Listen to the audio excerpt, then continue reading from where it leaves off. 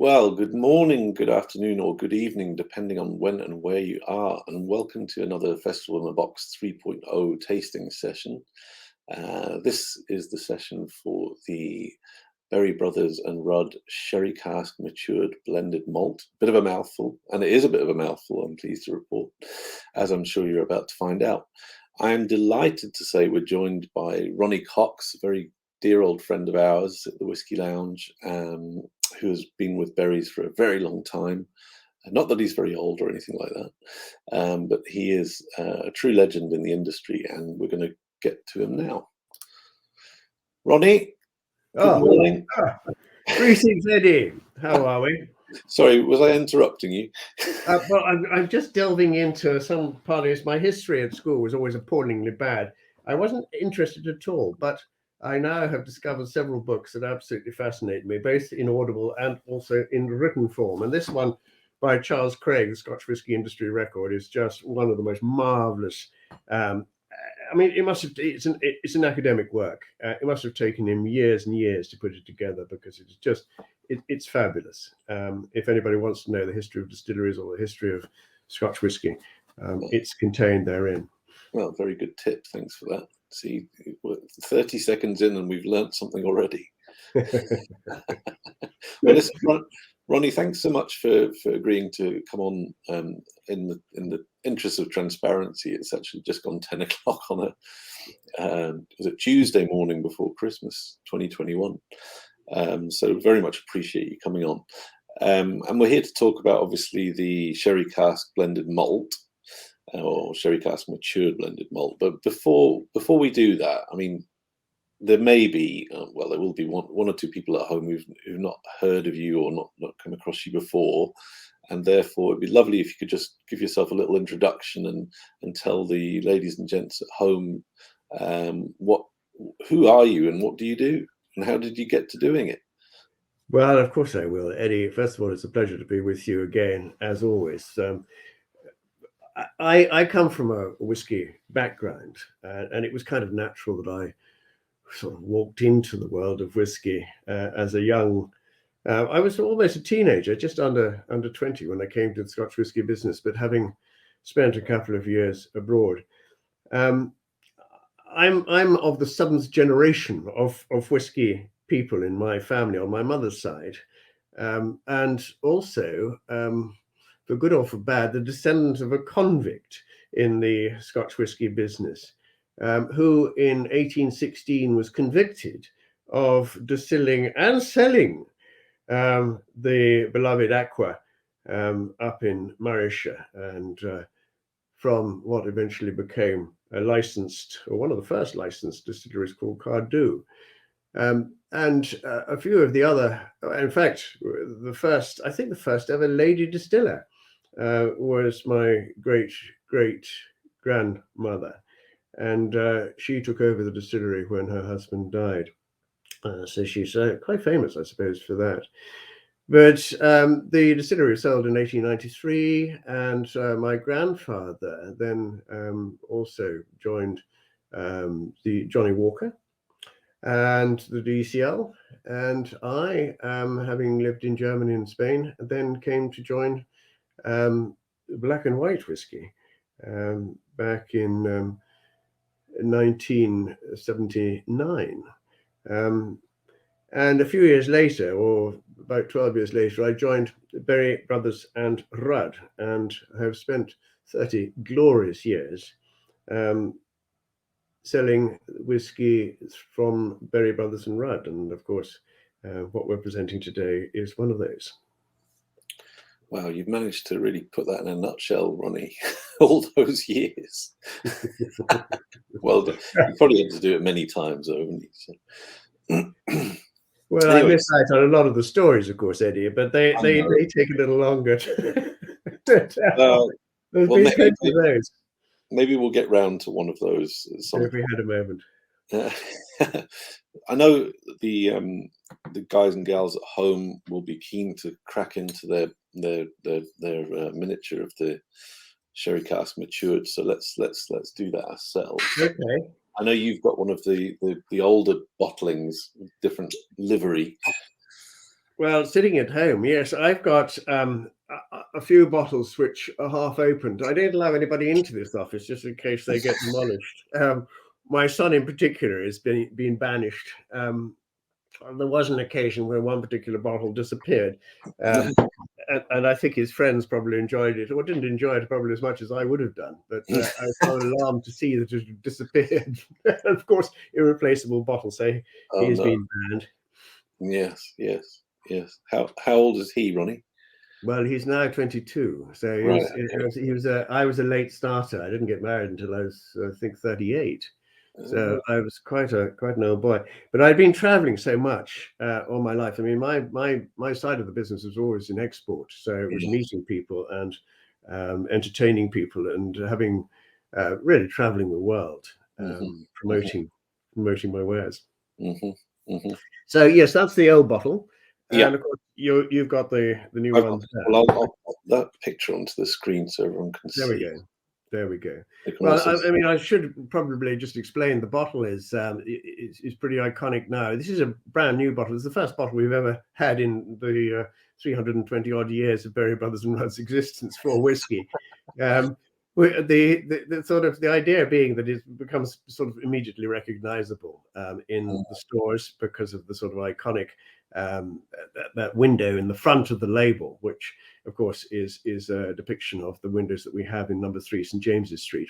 Right. And underneath at the bottom of the bottle, then carved into well, molded into the bottle are is that shape of the window itself. So I mean, this is this then becomes instantly recognizable in bars and in off premise as well, in the shops and so on. That's the idea behind it. And of course, it in years gone by, Berry's has always been very understated in everything that is done. I'm simply a curator and have been for 30 years of the products that Berry Brothers has. But they've always, their packaging has been very understated, and really it's all about the intrinsic qualities. It's all about the quality of the whiskey, the liquid itself. And of course, if it's good to drink for us, if we think it's good enough, then we'll put it in a bottle. We can't afford to upset what our forefathers have established as a great reputation for the liquid emanating from Berry Brothers and Rudd. Yes, absolutely. Well, I think it's fair to say that all of you guys in the Berries team are keen whiskey lovers, which is, partly what endears us all to each other, and Exactly. it's the same in many businesses as well, whiskey businesses, and that should be at the core, really, isn't it? I think migration towards like-minded souls is what's always happened. And with Berry Brothers and Rudd, we were actually servicing, when we first started in the industry, we were actually servicing the coffee houses up and down St James's Street and Mayfair and so on. There were about 100 of them, and we were supplying coffee to those guys. Now, talk about like-minded souls. The coffee houses were established, but then quickly became thematic. So for people of like minds, if you liked horse racing, you went to one particular coffee house. If you liked politics or left wing, or you went to the one particular coffee house, and the right wing went to another one, or gambling, whatever happens. Anyway, we were supplying coffee long before we actually supplied whiskey and wines to those coffee houses. That's when we started. Yes. Well, we can talk more about the history of berries in a little while, Ronnie, if you wouldn't mind, because it is truly fascinating. But let's focus on the whiskey for now. And what can you tell us about this whiskey that we're about to taste? Well, the first thing to say is that life in the world of whiskey has become increasingly confusing. When I started 40 odd years ago, it was pretty straightforward. There were about I suppose 18 different blends around the world that I was traveling. There were very few single malts, perhaps half a dozen. Milroy's was starting in London and sort of developing an idea that actually single malts had more flavor and more diversity than the blends. Single casks were really almost unheard of in those days, except for from people like Berry Brothers and Rudd, that we would bring down casks from Scotland and have them bottled, or bottle them ourselves down here. And so what this total confusion has led to people experimenting. But of course, the bottle of whiskey today is not cheap. A bottle of whiskey 40 years ago was the equivalent of 3 days' pay. That's a bottle of standard blended whiskey was 3 days' pay. Today, that same bottle of blended whiskey is 3 hours' pay. But if you wanted to go and buy yourself a single malt and you don't even know what it tastes like and you're willing to spend 35 quid upwards, then you can make an expensive mistake. So our idea here was to use the reputation of Berry Brothers and Rudd of always dealing with quality product in whatever under the label of Berry Brothers and Rudd, and produce a range of whiskies which would basically epitomize what we reckoned would epitomize 4 different categories. So we've got the Islay and the Speyside, and then the peated and the sherry. And this one really, to me, it epitomizes sherry. One of the years that I spent abroad before I joined Distillers Company was with González Baez in Jerez la Frontera, in the southern part of Spain, where analyzing casks was part of my job.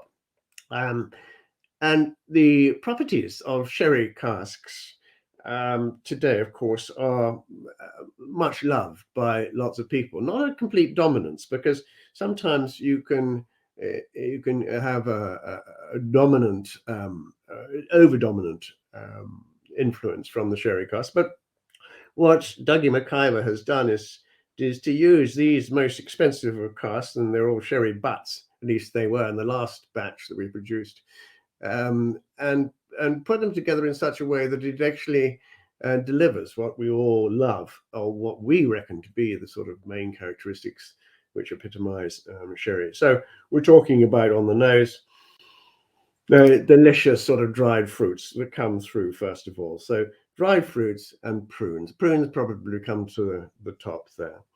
In everything that Dougie puts together, he's looking for basically complexity and balance.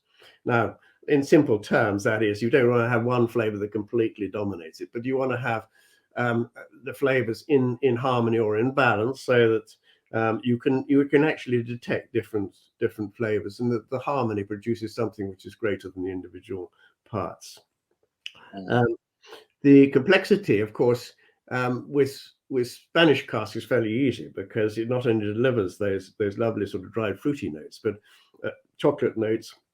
And to me, it just transports me straight back to Jerez la Frontera and into the bodegas down there, where they are, the Spanish, of course, you keep their casks. They don't sell the casks, and never have really sold their casks on, because the process of making sherry is this Solera system, where they keep these lovely old casks, which are actually made of American oak, not out of Spanish oak.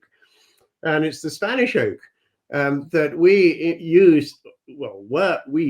used to import from southern Spain, because they had Spanish oak in abundance, of course, up in the northern part of Spain, in the range of mountains up there, the Cantabrian mountains, and really Galicia, Cantabria, around that area still today.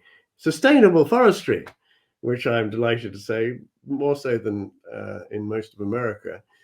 And historically, we used to import sherry wine from southern Spain in casks which were made out of Spanish wood. The American wood used for making sherry was retained there and in position. Some of those casks are 100, 150 years old that they used for making sherry.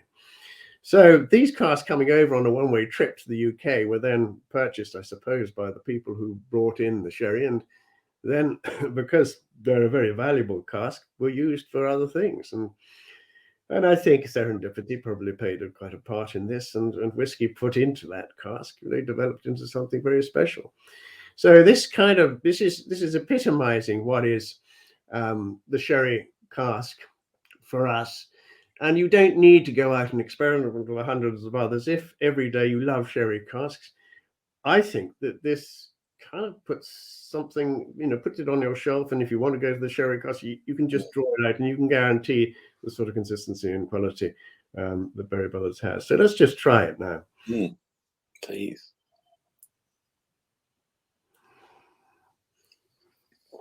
I have here in my hand some glasses that were given to me many years ago.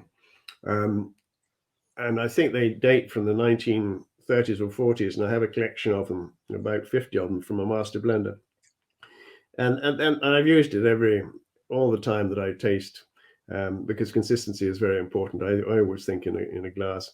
Dougie doesn't necessarily agree with me, but I think it's always nice to have the sort of shape of delivery. It goes at the beginning and then it covers the middle palate. And other than some glasses, it can shoot it straight into the middle palate or the back of the palate. Anyway, I digress, because that delivers exactly what it promised on the nose.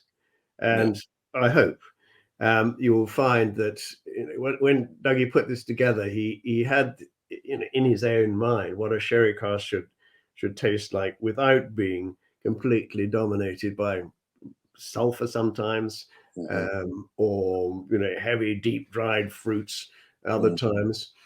I love the resinous property that you get from wood, in the same way that you get sort of the pine oil from a forest. In a Spanish oak, you get this lovely resinous, this deep sort of, it's quite difficult to describe, but it's a little bit of tannins, a little bit of sweetness there. There's a great depth of wood. It's kind of wood oil, basically. And that to me is just classic. Yes. So these whiskies are, I think that this last batch, I can't honestly tell you, but the previous batch I know we had some 2004s in there, and then we had some 2008s in there, and 2012s I think in there too. So we had a variety of different distilleries, mainly from the Highlands and Spain side. And the idea here is obviously that we wouldn't have any smoke in it. We have a sherry cask, classic range, and the price of this is very accessible. So we're talking about £35 a bottle, and you're going to get a consistency each and every time. Yes, indeed. Well, I think you're absolutely right. I think it's does exactly what it says on the tin or the bottle.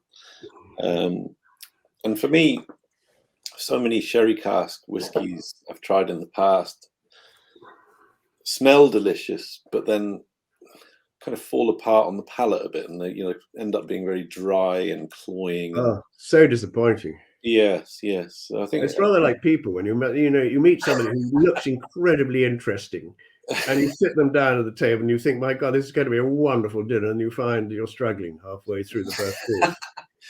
I thought we got on quite well, actually, Ronnie, but never mind. Eddie, I would never ever say that about you. But of course, there is I have in my cabinet something called when I first joined the sort of evangelists of whiskey. So having been a salesman, but actually then having joined the school of Gilly Goulden and started talking about the intrinsic qualities and the tastes of it, in such a flowery way. I thought it was much easier for people, particularly in Latin America that I was traveling to, where people's eyes glazed over when I was talking about the smell of dried fruits and various other analogies that I was using. So I would always categorize whiskies as uplifting, conversation, or relaxing. And the way that people really got to understand that was through a typical English meal, which in the olden days, if we go back to the 1920s, not that I remember it, but I'm told that a glass of champagne was really an upper, and that was the start of your rather interesting meal. And then you would go on to a white wine, perhaps, and then a conversational style of red wine. And then, of course, at the end of the dinner in particular, and quite often at lunch too, you would have a glass of port. Now, a glass of port is a very heavy, sticky, delicious, but it's big bruising style of wine. And if you had drunk that before, of course, then you'd be asleep in your soup, and you'd wake up when the glass of champagne came at the end of dinner. So I always think that whiskies can be categorized, little pigeonholed, almost into those three different categories. And then for the person that we were talking about earlier, that it luckily rarely happens, but it does happen just occasionally. I have what I call the sleeper whiskey. And that one is, I've got two actually, but one of them is incredibly expensive. So I try not to be very liberal about giving it out. But if somebody over dinner, I find, has perhaps not been very stimulated by my conversation and I not by theirs, then I will take them aside and offer them a glass of whiskey, of Ronnie Sleeper whiskey, in the hopes that it does its duty. Very good. Now, just turning back to the whiskey in hand, Ronnie. Now, it's quite important to differentiate, I think, the difference between sherry matured and sherry finished, because obviously you see a lot of whiskies that have been so-called finished in sherry or port or whatever the cask may have been, and the difference is quite palpable, isn't it? This has been matured for its full life, if you like, in cask, in those sherry casks, and therefore the underlying effect is much greater or more intense than it would be if they'd only been finished for 6, 12, 18 months, whatever it might be. Yeah, I agree. And quite often, in whiskey tastings, I have come across sherry casks that have been finished in sherry, but underlying it is quite a young spirit. So it's kind of disguising a young spirit, and that is not to my taste at all, and it shouldn't really be to very many people's taste. The integration of the properties of the sherry cask and the whiskey over a long term is so much greater, is so much better than the normal finish that you get. It doesn't. There are exceptions, but it's an incredibly difficult thing to do. A lot of people and the industry has been guilty, I think, of sort of fast forwarding, if you like, putting a different flavor to, trying to get an extra bottle on the shelf for, and in the intent of sort of increasing the exposure of the brand. Well, there's horses for courses, but I'm with you 100% that if you start off with great casks and great spirit, you're going to produce a greater whiskey than if you produce, something. The whiskey is perhaps not mature and wonderful casks, and you're always going to get a whiskey that perhaps is not as good as had it been matured its full life. In sherry cask. But sherry cask is one of my favorite, actually, and they are very expensive. They're over, I think, 1,000 euros now, or £1,200 or thereabouts. And the reason they are expensive is because it takes 4 or 5 years for the cask to actually be prepared. Because of course nowadays they don't come over with sherry; they're prepared specifically for the Scotch whisky industry by the Jerezanos, and it involves a huge amount of work. And if anybody is interested in how wood influences whiskey, there's the Scotch Whisky Research Institute, obviously in Edinburgh, which is I think still an appendage to Heriot-Watt University, but also to go down to southern Spain and just to go and visit a bodega and in fact a cooperage down there. Where you see the Diablo, the man who's firing up the inside of the new cask, and he's softening the wood so that it bends round. I mean, the extraordinary art of producing a sherry cask is worthy of a book in itself, because the very physics of it, the great physics of it, is extraordinary. And the coopers, who you probably met in Scotland, they spent 4 years learning their trade, because it's an incredibly complex thing. It looks as though it's just all muscle, but it's a huge amount of eye when you consider that the radius of the inside of the cask is much less than the radius on the outside of the cask. So the shape of the stave isn't just rectangular. It has to curve out in the middle because the Yeah. cask is not flat. Obviously, the cask is rounded. It's a fascinating that the world of making sherry cask or any cask actually is Yeah. really fascinating. Very much so. Very much so. Now, listen, we probably don't have time to talk about berries historically because we've eaten it up talking about the lovely whiskey, which is fine. However, I would recommend anybody watching who's interested to go and explore the Berries website and go and read about the history of Berry Brothers and Rudd, because it is truly fascinating. And Berries is better known perhaps for wine and supplying wine to not just the royal family, but the great and the good, and well, everyone these days. But obviously, there's a big whiskey side to things, including the story of Cutty Sark as well as Glenrothes and the Berry's own whiskies as well. So I mean, there's a real rich library of knowledge and history that you should definitely seek out.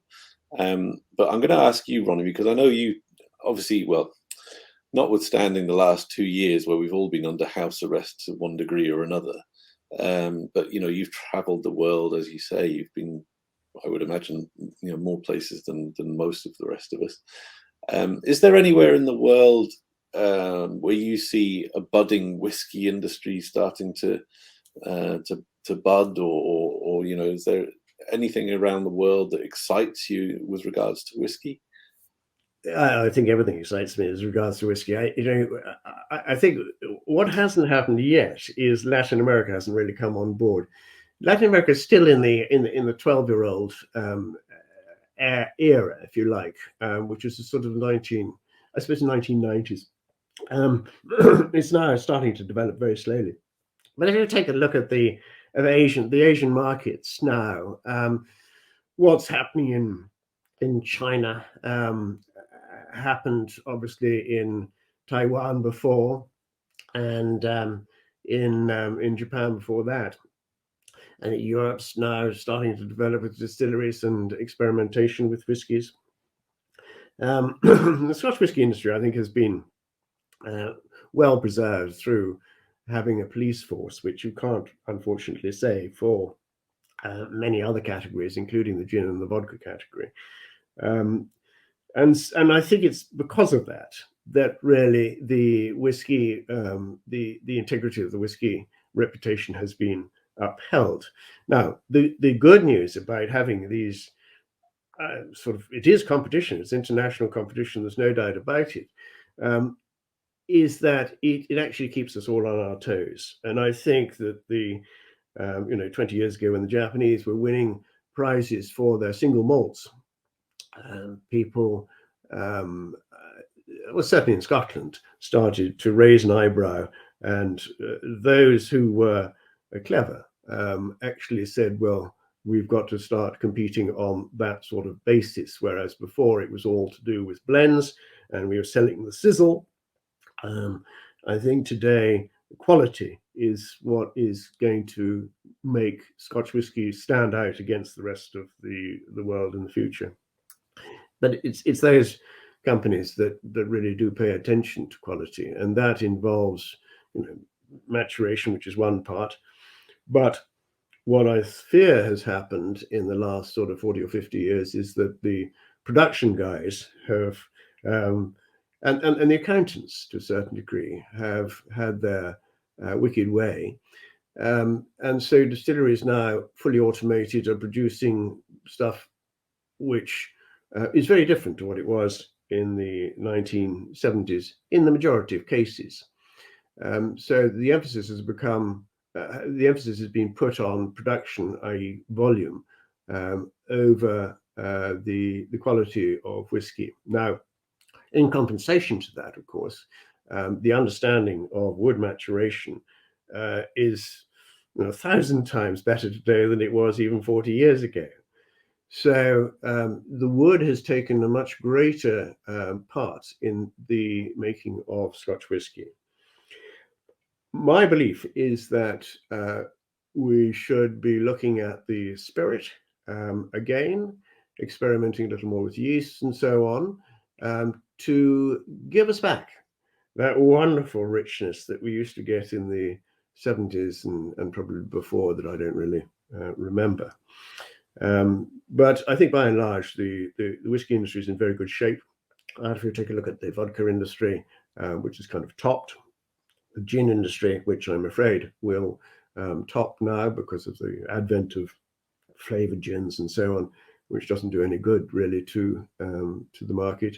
But the Scotch whisky industry is defended, as I say, unlike any other, unlike most spirits, by the Scotch Whisky Association. And whilst there are an awful lot of people who might complain about it, including myself, about the definition of blended malt whisky, which should never have been called blended malt whisky, it is overall a wonderful institution, and it's the preservation of the Scotch whisky industry.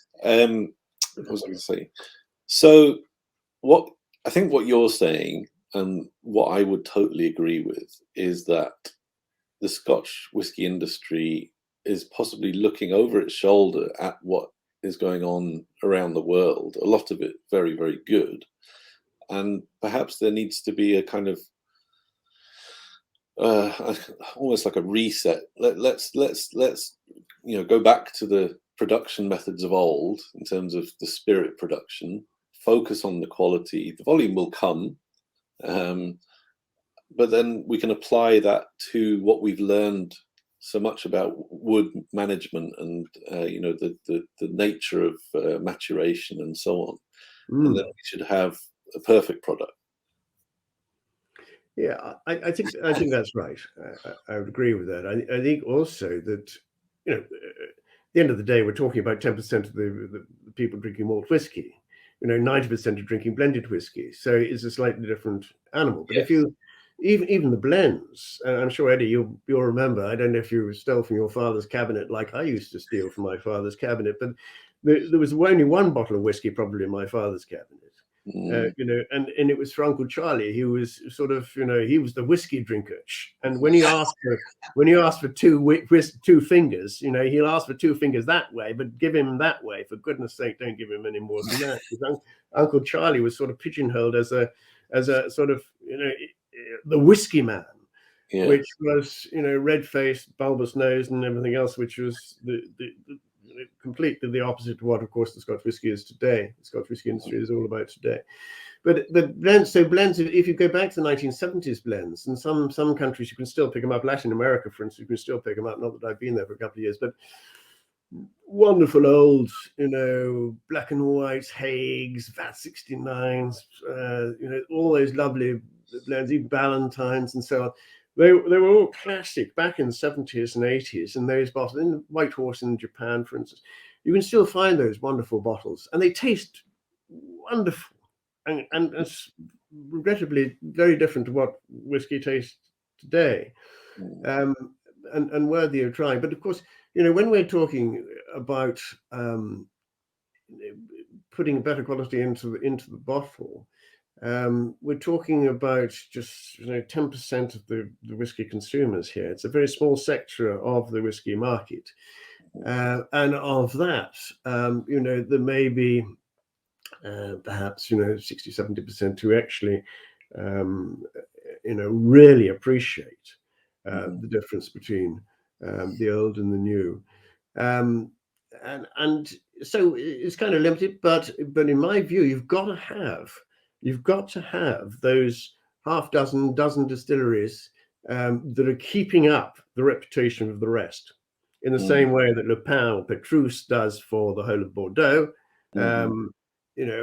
or anywhere around the world in terms of wines. They do represent the top end, and I think that's really important. If you get those distilleries there are a few coming up now that are doing that and are not being led by the accountants. Yes. I was going to say,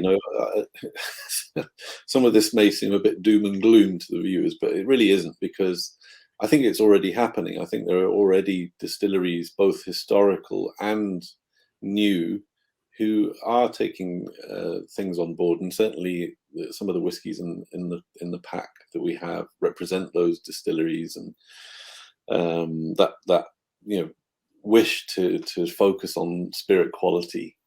So I think you're right. I think it's a really good time for whiskey in general, and Scotch whiskey specifically. And I think things can only get better. That's my. Well, yeah, I mean, we've led from the start. It's not to say that the whole industry is like that, because blends are delicious. I have a blend probably every Friday evening. I love blends with as a long drink. What the Japanese drinking them now, highballs they call them. But there's nothing more refreshing and relaxing than in the summer or even winter, actually, whiskey and soda. And to do that, it's quite difficult to find a single malt that goes particularly well with soda, if you wanted to put soda to it. And I don't know why that is, but blended malts, which is what Berry Brothers is really sort of put our minds to, is obviously it's a blended whiskey, but without the grain whiskey in it. So if you like, it's all color and not much white. And to do that is a pretty complicated process. So it's a step up, if you like, from the blends into the world of malt whiskies. And for us and for Dougie, it's all about creating an orchestra rather than a single instrument. And I think he's done that particularly well with all four of these now. Yeah. And so with the Islay in particular, the Islay and the sherry are the two most popular of this range. The Space side is sort of typically sweet and floral and fruity, and a little bit of citrus in there. The peated has got a lovely sort of Highland peatiness about it, which is very different to the Islay one. And so it's a great range of whiskies to have in the cabinet. And a great go-to range, and I hope that I get to find anybody who's been disappointed by them. So, with any luck, we can continue with that range. It's relatively new, the last four years, I suppose. Yeah. But there's definitely a need for it around the world, as people drinking less and drinking better. And so I think the reputation of berries and also having malt whiskey as opposed to blended whiskies with grain whiskey is the step above the normal. Yeah, absolutely. Now, one final question before I let you go, Ronnie. Well, it's probably impossible for you to answer, but I'm going to get you to try. We've been asking everyone what their favorite tipple outside of whiskey would be, but I know that you're a fan of pretty much anything liquid and alcohols. So it might be a bit. That makes me sound like an alcoholic, but I alcohol per se is not something I've ever really greatly enjoyed. It took me until I was about 30 before I could enjoy beer. And to be honest, whiskey took me probably even longer. I mean, I enjoyed whiskey, but I wouldn't. It wasn't my immediate go-to product. It is now, but I also have a range of other. If you ask my wife what do I drink late at night to give me a good night's sleep, probably she would say rum. And I have 2 or 3 bottles of lovely rum from Diamond Distillery in Guyana and from Foursquare Distillery in Barbados. And those really, I suppose, are the alternative to a great Scotch. But of course, I'm lucky enough to have so many samples sitting around that something they're kind of sweeter, I suppose. Cognac, I don't drink much cognac, but I do love the odd. I mean, I have a soft spot for Frappa, and have always all my life had a soft spot for Frappa.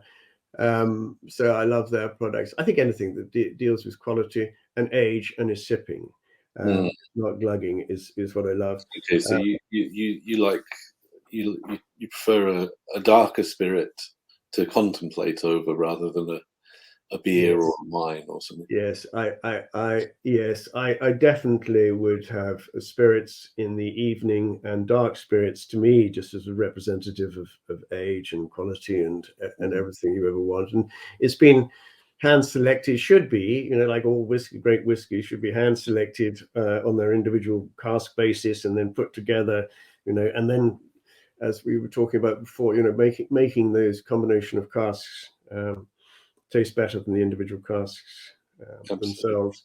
And I've just been a lover of anything old and aged, and just, it's just that time in a cask that's so important, rather than time in a bottle. You Yeah. can't Yeah. do that with wine. No. You don't get the goodness coming out of the wood, or the length of time the qualities that the length of time produces for a whiskey. You can't do that in wine because it instantaneously becomes too, well, not instantaneously, but over a few years it becomes too woody.